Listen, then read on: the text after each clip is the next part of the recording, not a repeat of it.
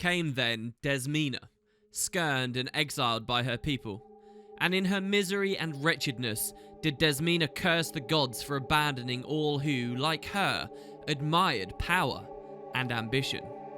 And asketh she, where is the god to whom I may give my undying devotion? Where is the god to whom I may beg revenge against those who scorn me?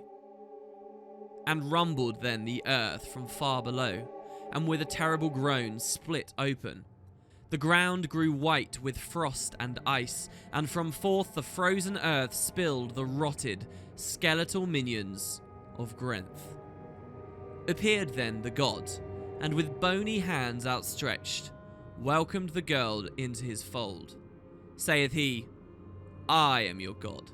Follow where I lead, come whence I call, and the rotted corpses of the dead will be yours to control. And swearing allegiance in life and beyond, did Desmina thence become the god's first follower.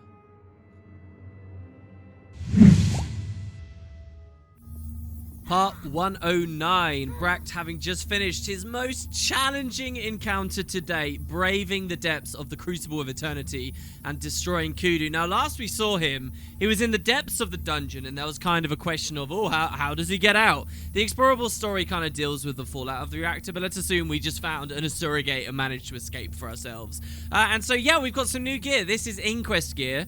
I find it interesting that both the two dungeons that Bract most recently did, the Sorrow's Embrace one and now this, have kind of had a very inquesty feel to them in terms of the gear you get out of them. But I really do like this set. I've dyed it actually with a quite nice dye that's fairly new to the game, which looks very black and has like these tints of blue and stuff in it. But yeah, I will note as well, when we put the headpiece on, we look very inquesty, don't we? And I think we'll run around like this for a bit. The weapons as well are Inquest. One thing I particularly like, so here's the Inquest shield, doesn't look that great, right? And then the Inquest pistol. But the inside of the shield, right? Well, is this the shield boss, I guess?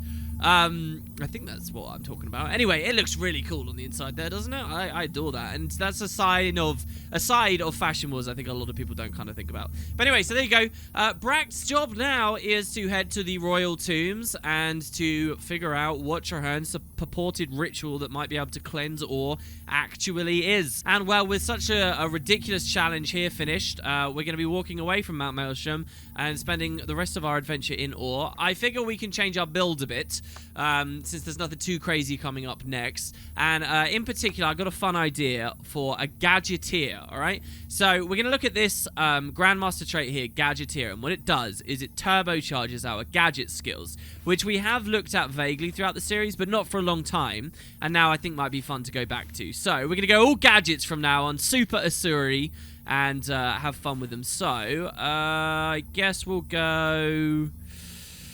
Oh, what do I want for the last one? Let's go Slick Shoes. I think that they're really fun. And then our Elite. Well, we don't really get a gadget as an Elite, so I guess we can keep the supply crate. But yeah, so basically we've got stronger versions of these. And in particular, I'm interested in the mines, right? So we get Throw Mine, which is now charged by our Grandmaster trait here. If I scroll through. Oh, we just passed it. So here, it's overcharged. When we threw it, it actually looks like it placed 2 down now. And then we get our minefield here, which will be pretty cool. Then if we look at our explosives line, let's pick up the mine trail, which means whenever we dodge, we drop a ton of mines. And then let's go back into inventions here and take bunker down, which is whenever we critically hit, we create mines. And I guess we'll run mecha legs and we'll run... the automatic defense bomber, right? So just a ton of mines all over the place and explosions go boom. Seems pretty good to me. Right, let's get on over and see if we can help Traherne in the Azay-Kabar catacombs.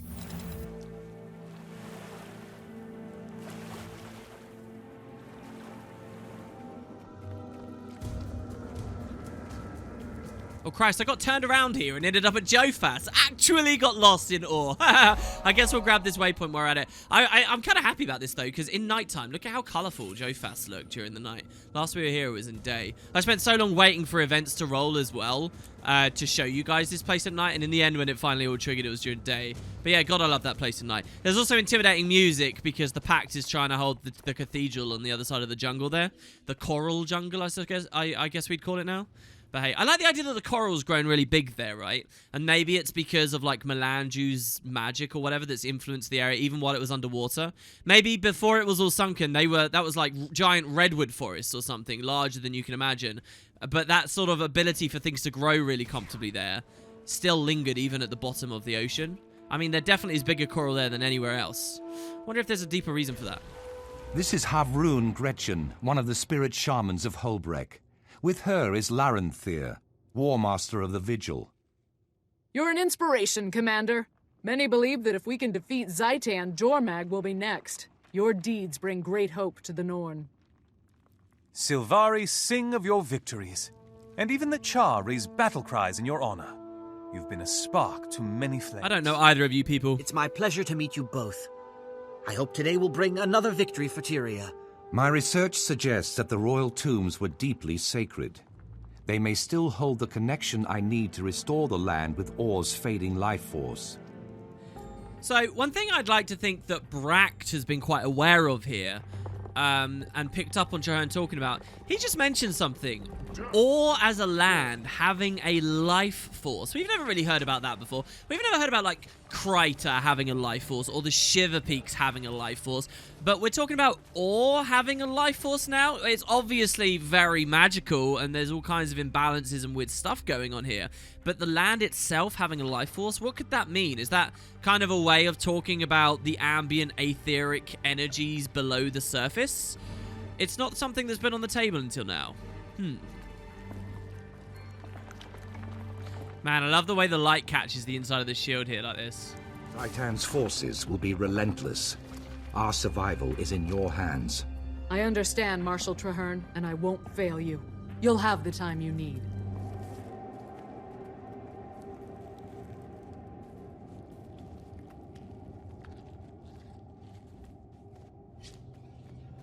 This is the place. We'll perform the ritual here. The moment we begin, Zaitan will know. Be ready for anything.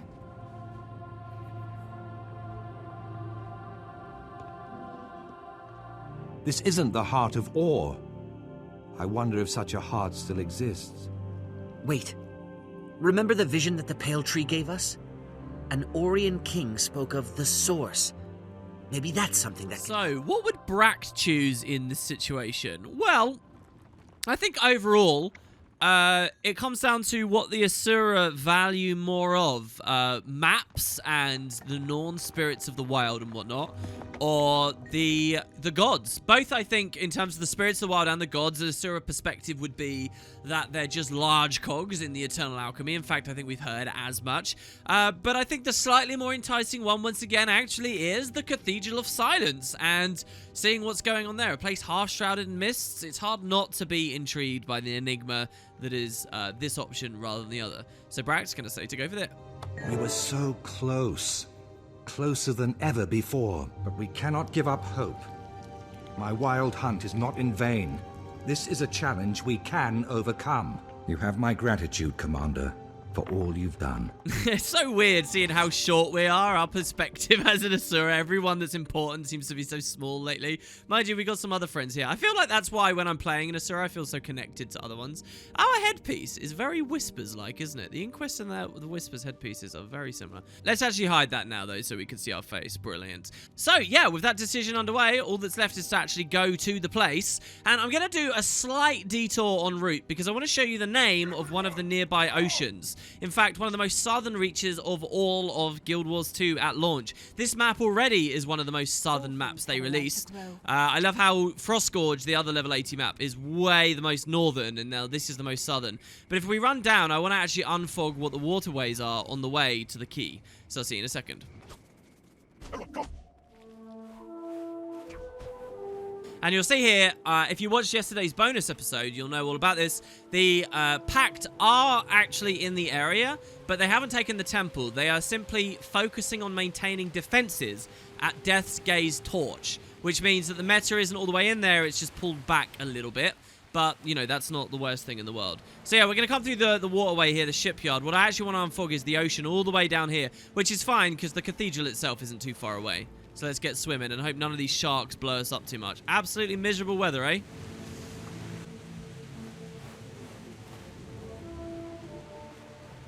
That's the gates to Ara there and the promenade of the gods.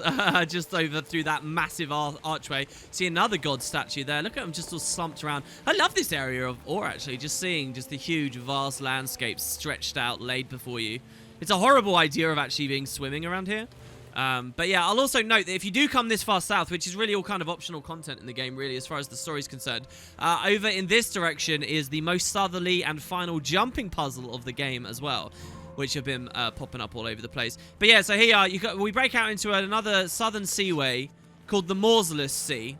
So with that, I'm going to start swimming again, especially since we've got pirates attacking us from underneath. But the Mausolus Sea, well, that's actually named after a character we're going to hear about in this story. So I did want to show it to you all. I think the idea is that this is open ocean now. The devs actually put kind of cliffs and coral there to stop you from walking down. But, you know, that is the unending ocean beyond there and the distant lands of, you know, the Lagos and the Quagons' original homelands and whatnot that we've never actually got to explore in the game. And just a little thing I feel compelled to note while editing. That's the last waypoint, the most southern waypoint in Core Guild Wars 2. If you waypoint from there to Frostgorge Sound or even further, then boy, you've got a hefty fee. You can see how useful these lighthouses are too, shining these beams, because visibility is just so awful. Look at it. Look at how big that building is back there, right towards Ara. Whoa! Okay, we're going to climb up this cliff and head on in.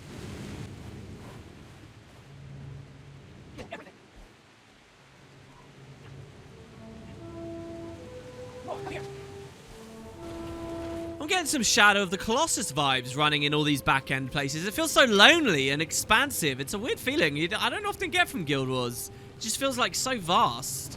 Alright, so we're getting close. And so the story step, despite the fact we haven't actually pushed this with the meta here, at least the story step doesn't require that.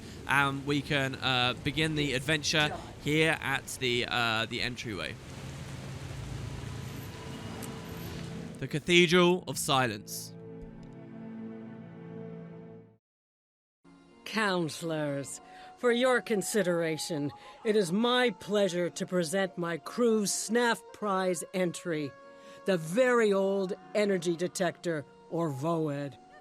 It locates ancient and/or powerful magic, be it manufactured or naturally occurring. If it exists and it's got magical oomph, the VOED will find it. That certainly sounds impressive, but ideas alone will not win you the SNAF prize. You'll need to demonstrate your device for us. Of course, Counselor. Just give me a moment with the VOED and I'll locate the most mind-blowing magical item in the immediate vicinity.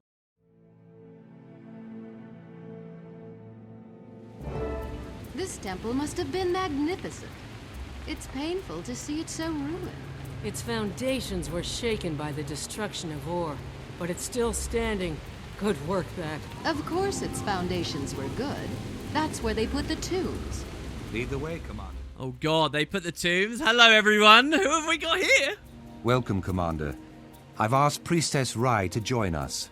Her knowledge of the god of death is unmatched. I never thought I'd be standing here. The Cathedral of Silence, the first temple of Grenth and Tyria. This is the shrine of the Seven Reapers. Who were the Seven Reapers? Priests of Grenth? Mortal heroes that fought beside Grenth when he defeated the god Doom and ascended to the throne of death. They became his avatars. I can still feel the altar's sanctity. The secrets you seek are here, but Orion rites were very different. I may not be able to call the Temple Guardian. Don't worry. Where faith ends, science begins. This is my VOED. That's Very Old Energy Detector to you, non-geniuses. Ooh. At this setting, it triggers old emotional resonance, visions of the past. When we get to the altar, we'll watch the image residue of the Orions and see what they did. Excellent. Follow me then and we'll find that altar.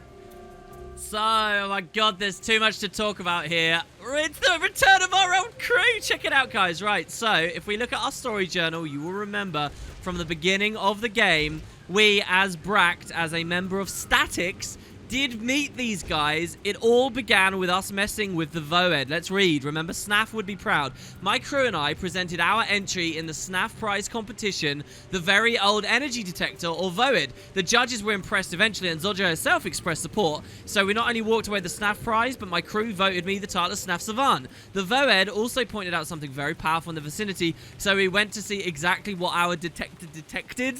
That we're using this here at the end of the game in the Temple of Grenth. What a great place to take the Voed. Hello, guys. Look, it's Kozak. I'm only here to record Master Pock's achievements. Please don't get me in trouble. Interning at the Stags College, eh? I remember those days. It's an honor to work with the college's most famous alumni, he says. I'm doing a thesis on your work. Good luck, kids. So, yeah, because we're Brack and this backstory, these guys will recognize us and geek out. It's Pocker. God's spirits. Pluck. Give me a good old-fashioned Arcana converter and some widgets any day. Hello, fellow alumnus. Remember me from the College of Statics? So I do. Glad they've got some decent brain power around here. That'll make my job easier. Okay, can I ask you another question? What do you think about all this going on with the gods? You don't believe in them?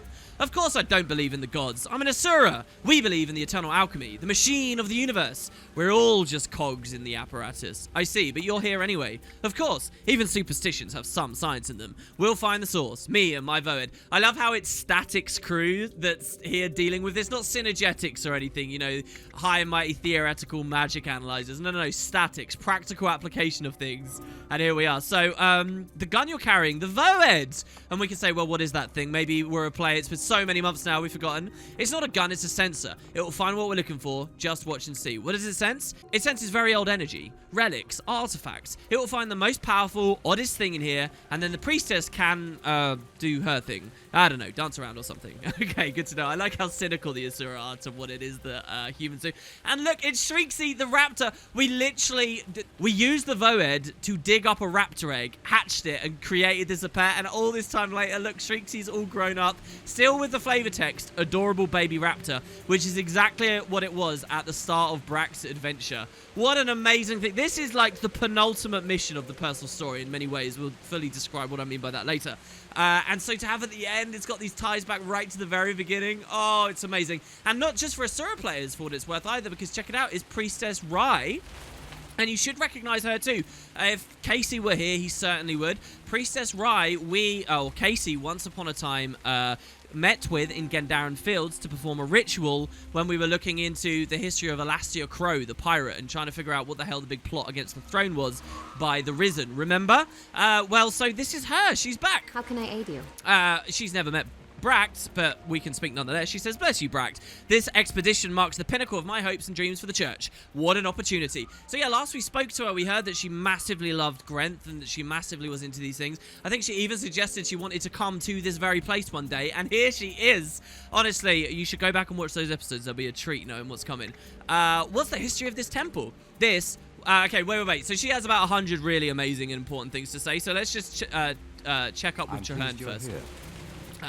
And actually get our head in the game now as to what's going on. So, Trahan, we're actually going to try and speak to the gods. Let's be clear. That's the idea. Isn't that a bit bonkers? This temple is sacred, despite the corruption all around it. Fascinating. So, do you remember that there was a hero challenge in Malkor's Leap, where we've been finding all these statues to the gods? We found one to Grenth up here that was completely untouched by any energies. Well, does the same principle apply here at this temple? Do you know much about, and maybe is that why we're using this to commune instead of any of the other cathedrals? Do you know much about Grenth and his Reapers? And Trahan says, very little actually. My speciality is awe, not the human gods. Asked Princess Rai. I really like this as well because Trahan's a necro, right? In a lot of ways. We've seen him summoning undead and stuff.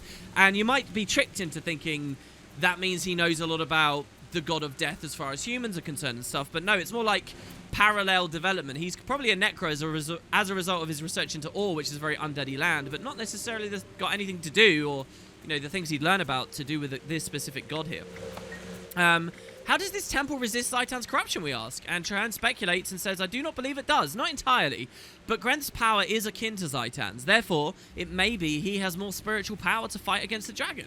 Interesting. And that's probably what we were seeing at that other place in Malkor's Leap, guys. Add to that to our theories on how to defeat the dragons. It may come in handy. This is interesting. So what, we can maybe enlist the gods to help us fight the dragons? Another theory. So what's our plan, Trahan? How will this help us find the source? What even is the lifeblood of this area? What is the source of ore? The ancient priests of Grenth kept Or's deepest secrets. If we can make contact with an avatar, then they may be able to tell us where we can find the source. Okay, wait, so we're not speaking to the gods, we're speaking to an avatar? What is an avatar? It's a physical manifestation of a god. It's a spirit sent by the deity to grant blessings or speak with its priests. I've never seen one, but I've heard about them. So anyone who watched my Guild Wars 1 series, where the gods were still a little bit more interacting with Tyria, will know about these. You could pray at shrines and temples in the first game, and you wouldn't speak directly to the gods, but they'd send, like, avatars in their stead that you would commune with as sort of a middleman. So maybe we don't need to find Grenth. Maybe all we need is an avatar, and it can tell us the secrets of this land and what's going on. That's the theory, anyway. And with some, you know, contemporary Asuran genius at our hands, it seems like a good plan to me. I pray for the future. So Priestess Ride dropped some real knowledge bombshells here, confirming some of the stuff that very eagle-eyed players will have already been thinking about because they will have seen lore scrolls earlier. So, this is the pinnacle of her hopes and dreams for this church, and we can ask, what's the history of this temple? And she says, this was Grenth's first temple in Tyria. It was raised when he defeated Doom and ascended to godhood. So let's just rewind and remember the timeline here. The idea is that Tyria, like, existed for ages. And there were the Elder Dragons and the ancient races like the Dwarves and the Masat and stuff, and there was all that going on. Then, the Elder Dragons fell asleep, and at some point, the gods arrived out of the mists, and where they landed was here in Or.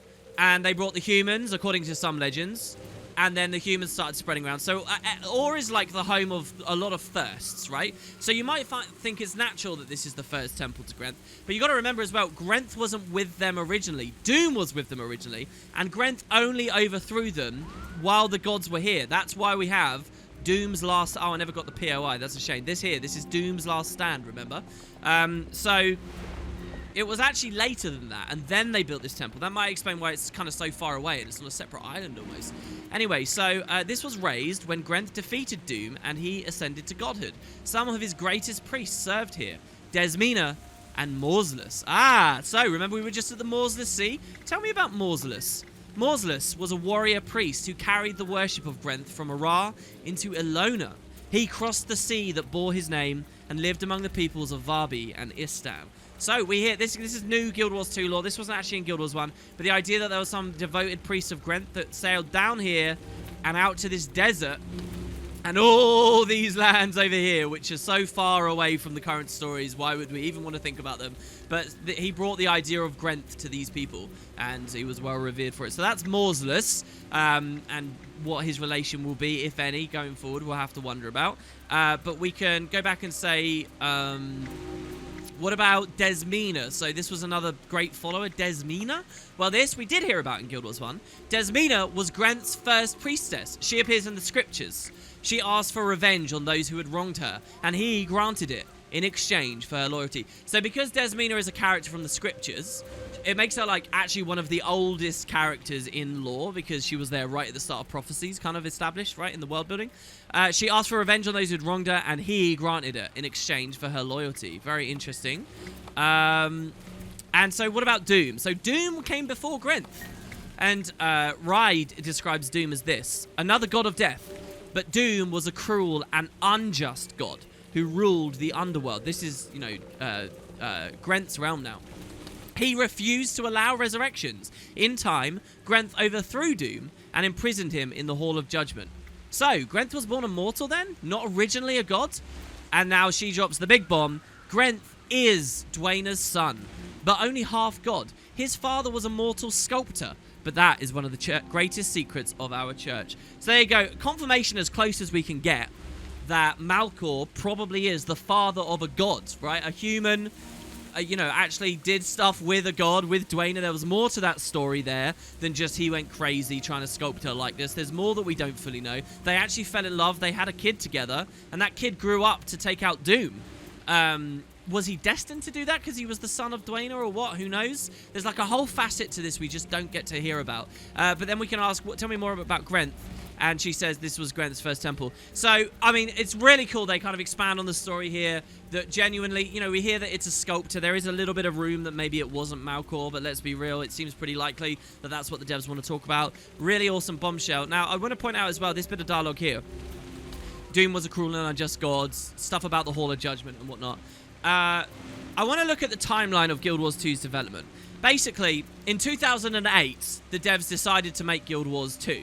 And they put out Eye of the North, and then they just stopped working on the original game and went off, you know, developing the sequel. But there were a few updates to the original. They just weren't big campaign updates. One of the big updates to Guild Wars 1 in those interim years was telling the story of Doom and expanding the Guild Wars 1 Underworld Elite Endgame content and showing off the Hall of Judgment and doing that. So what's amazing to me as a fan of this franchise for many, many years is when I got to this mission in Guild Wars 2 and played this, what I realized was happening at the studio is that while they were building all that lore for that Guild Wars 1 quest chain where we finally got to take out Doom and stuff and they expanded the Underworld, while doing that, they clearly in tandem were building the personal story in Guild Wars 2 to directly refer to it. Both were probably made around the same time, and that's what you're seeing manifest here in this instance. And I don't know, that's just a bit of behind the scenes speculation of mine that I think has to be right and is you know, just really, really cool to wonder about and think about. But so there you go. And finally, we can ask her, have you ever been inside the Cathedral of Silence? I mean, Brack doesn't necessarily know anything about her, but as far as we're aware, she was only ever in Kryta, right? Her answer is no priest of Grenth has ever set foot here in Ur since it was lost to the sea hundreds of years ago. I'm so excited that I'm shaking. Well, it's going to be very interesting, I'm sure. It's an absolute bomb of dialogue here at the start. So much awesome stuff. Let's move on in, Brack, to get your gadgets ready and see what we can find. Well, no enemies so far. Oh, there's spiders. Okay, these guys are running on ahead, it seems. That's fine. And more spiders. Oh, God, that was pretty good. I mean, they're all doing a lot of damage. That's the thing. Shrieksy seems to be able to hit pretty hard now as well. I love how it's still called an adorable baby raptor. I'm sure that's just because they kind of like copy-pasted it from the start of the game, but it's such a cool like nostalgia bomb to look back at that description.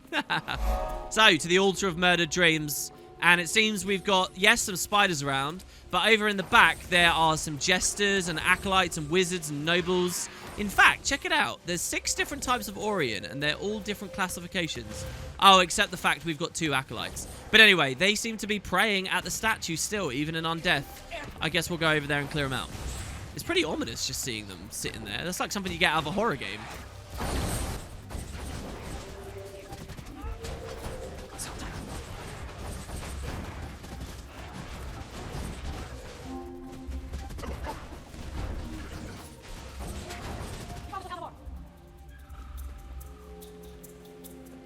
Let's clear this servant out here as well. Look, look, look. He's actually messing with the coffins over there. That's such a cool little touch.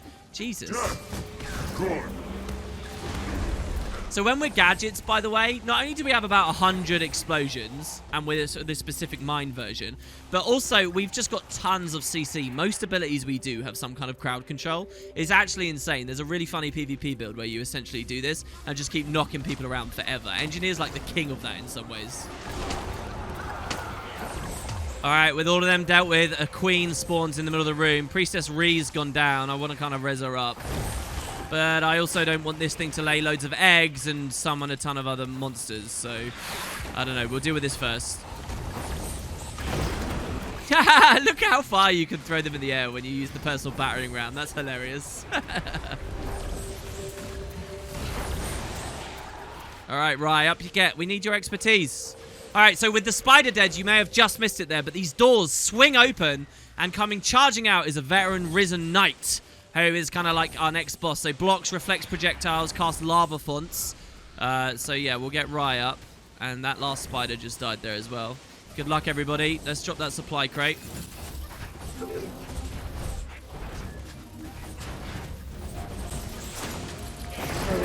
Kozak, activate the Voed.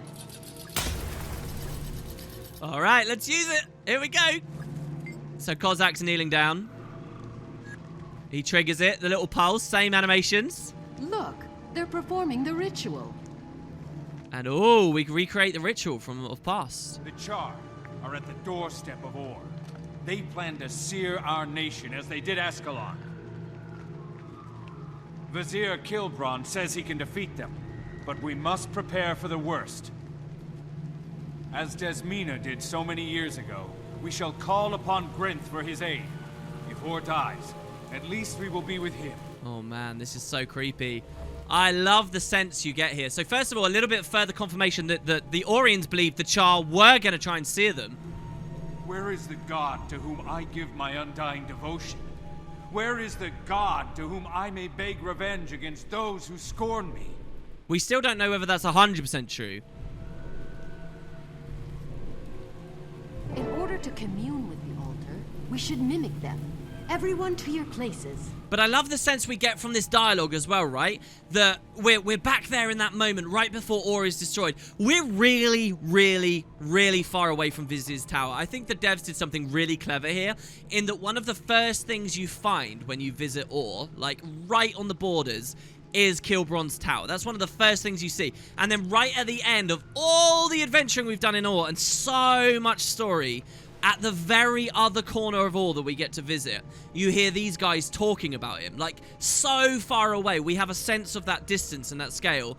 And what he does at that tower, hundreds of miles away, will erupt and still destroy everyone here at this temple. And I just love that sense of you get these two parallel stories going on at once. While the people despair up with Vizir Kilbron and defend him as he does his stuff, and the people rely on that unknown magic, people everywhere else in Ore were preparing in their own ways and doing their own things across such a whole continent.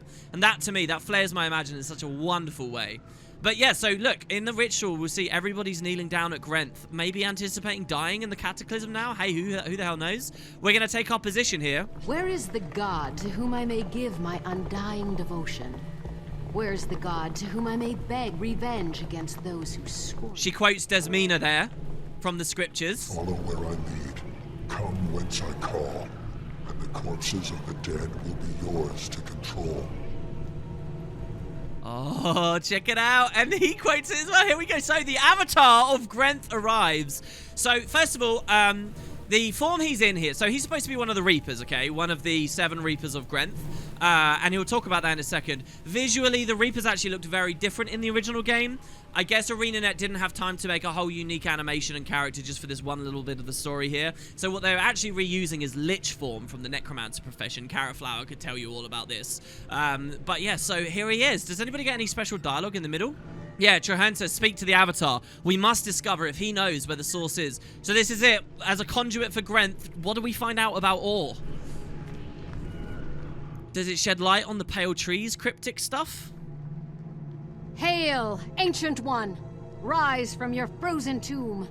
I, your priestess, call upon you in the name of Grenth himself. Who dares summon me? A true priest? Is there such a thing in this fallen land? I am Grenth's servant, and we have survived many dangers to speak with you. Please, hear us. I see in your heart that you are no stranger to death. Very well. I will hear you out. But in return, you will kill in Grenth's name. The keeper of this shrine has fallen to Zaitan. Grenth wishes him returned, but I am too weak to perform the task. Destroy the keeper, and I will answer your questions. Thank you, Dark Reaper. We will do as you have asked. Destroy the corruption. Return the soul of the keeper. Go. Oh, I like how Trahan... Bract isn't even confident enough to edge in there, but Trahan at least says hi. Just a little bit. I guess as a Necro, he doesn't care quite so much. All right, so our next objective, to find the corrupted priest of Grenth. Now, I will note that's not necessarily the same entity that we fought out in the open world. But yeah, and behind us, look, Zaitan has thrown a ton more undead, exactly where we were traveling a second ago.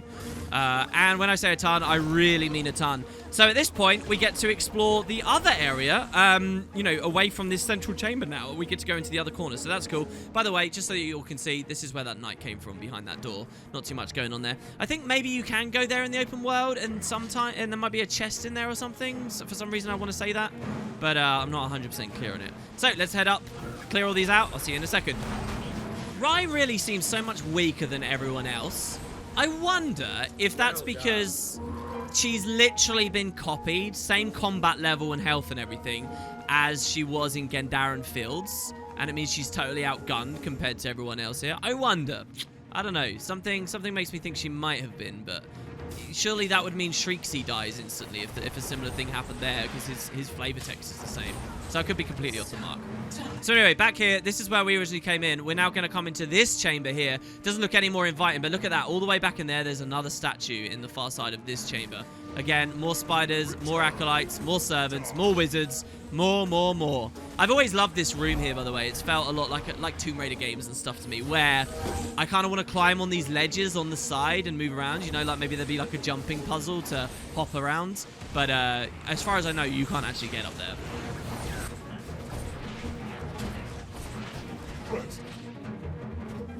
You notice how the game is not scared at this point at all to throw just hordes of creatures at us. So here in the middle of that wave out there, you'll see there is a risen keeper of the shrine. He's invulnerable and just watching on as we slaughter our way through. Clearly not intimidated by our combat capabilities, but he should be.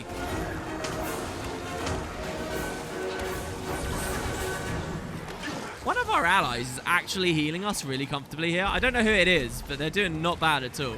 Okay, I'm going to have to drop my med pack here, which will cleanse our immobilize. We can pick up all of these crates. Drop even more mines as we dodge around.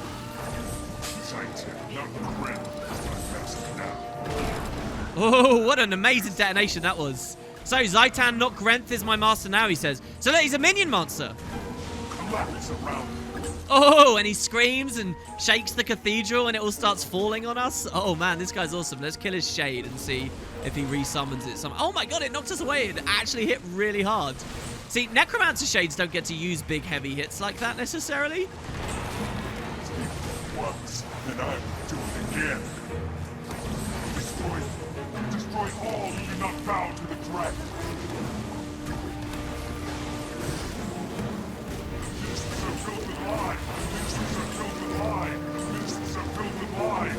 Zaitan is our only chance at immortality.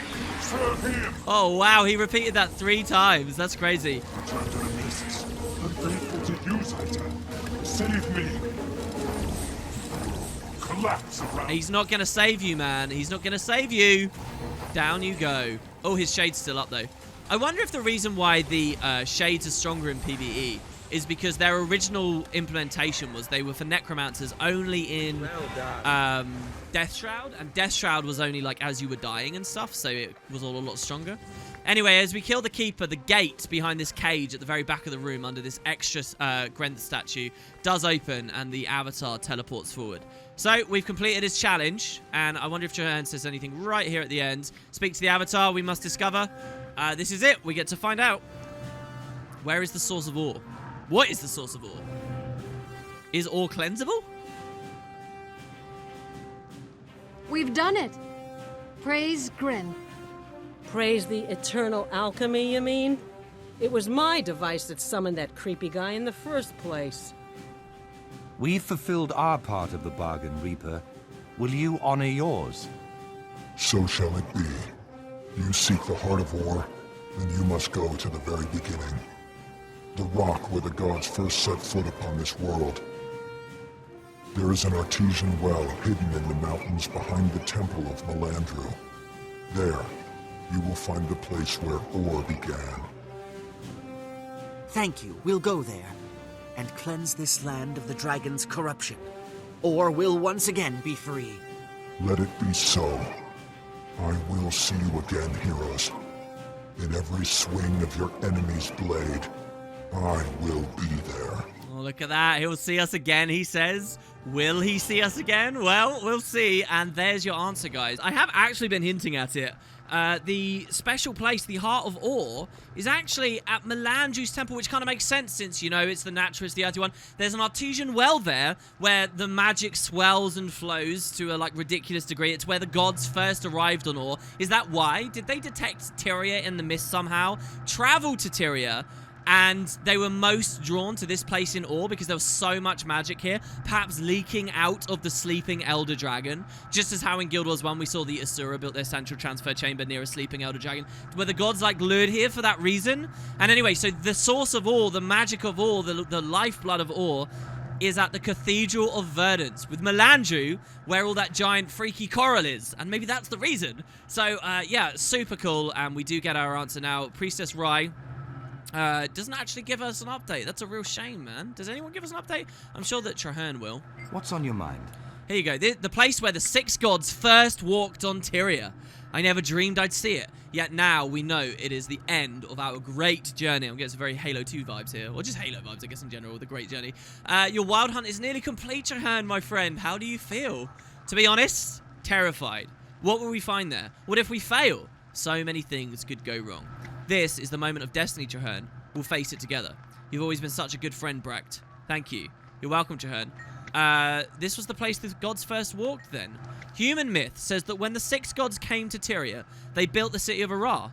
The source must be the place where they first set foot on Tyria. So it's not actually in Arar. It's just nearish to Arar, right? A place so powerful that it drew the attention of the gods from deep in the mists. It must be amazing. So Bract's clearly thinking the same thing I just said while we were looking at the world map. No matter what our personal beliefs, the source of ore might be the only thing powerful enough to cleanse ore. We must go there and see it for ourselves. So we'll go there and plunge Caladbolg in just as you tried before in the royal tombs. Well, so we saw 2 different things, though, with the Pale Tree. We saw, like, the idea of cleansing and stuff, but we saw a King of Ore in the Royal Tombs. We saw an eye fight in the Royal Tombs. We've seen several things in that vision that haven't happened yet. Are they yet to occur? Well, let's travel to the Artesian Waters. It's a good thing I got Jophas. I swear to God, that's going to look planned, but it's really not. I did actually get lost before. Jophas, the thing is, Jophas might have fallen to the Risen, so this could be a useless waypoint to us. Oh, no, here we go. It's good. So we come out from Jophas, and you remember the vision of the dream? You know, it showed us charging out from Jophas. Well, here, look, we're kind of charging out from Jophas at the end of the road.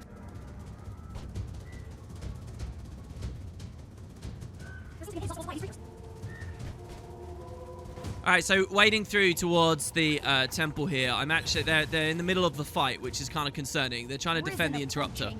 Oh god, and there's a load of Risen. Please don't get too hurt, Bract. But that means the statues nearby are actually crippling and injuring us. So yeah, here we go. We can come in here, and it is actually a hidden place, right? So you've got these diving goggles, hinting we can jump down into the water nearby.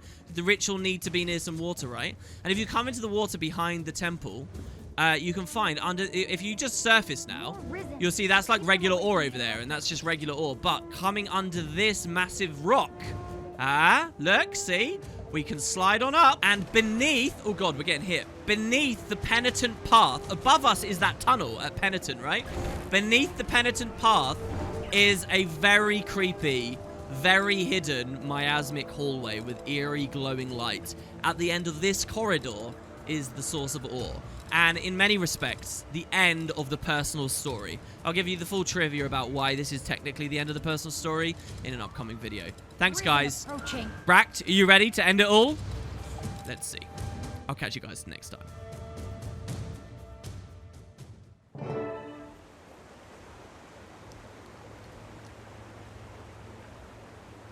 Soldiers of the Pact, you are not merely our best hope.